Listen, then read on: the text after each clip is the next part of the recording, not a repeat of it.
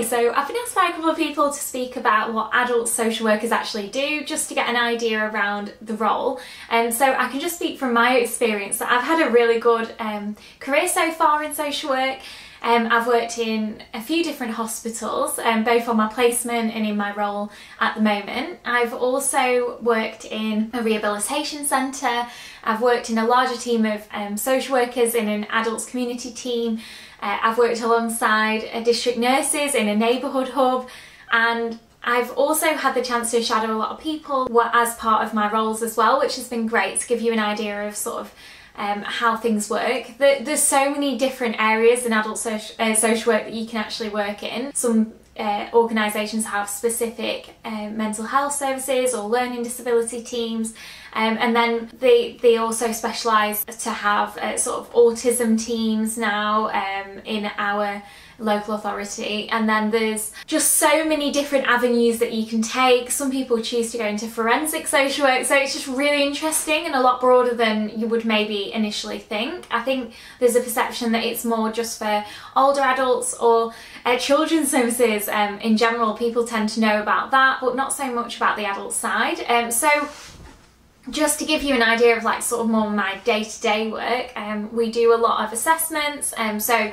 looking at an eligibility criteria, whether someone has physical impairment or mental health impairment or illness, and as a result has needs for care and support. So we look at that and see if people need support, looking at their environment that they're in and the support networks that they have. So the focus really is on people's strengths, so it's not just about sticking services in, although the perception sometimes of adult services is that's what all we do, we just put care in, especially sort of in situations where it may be hospital discharge, because we're trying to get people out quickly. It can be an emphasis on that's all we do, but actually there's so much more to it, and we're looking at safeguarding as well, that people have the right to live free from abuse and neglect. So we deal with that and work with large numbers of different professionals, health professionals, occupational therapists,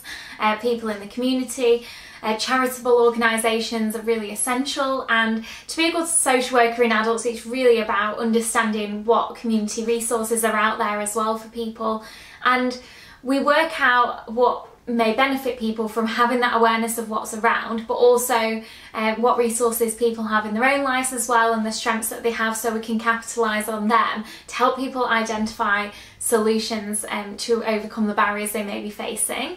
And sometimes as well it's just about sort of taking a therapeutic approach and talking to people about what's going on, acknowledging what they may be going through, and also helping people to realise like what is going well at the same time. You learn the skills of helping people effectively, and there's often a lot of crisis work, so people come to us when they may be having a really difficult time in their life, and you get the skills of working effectively under intense pressure.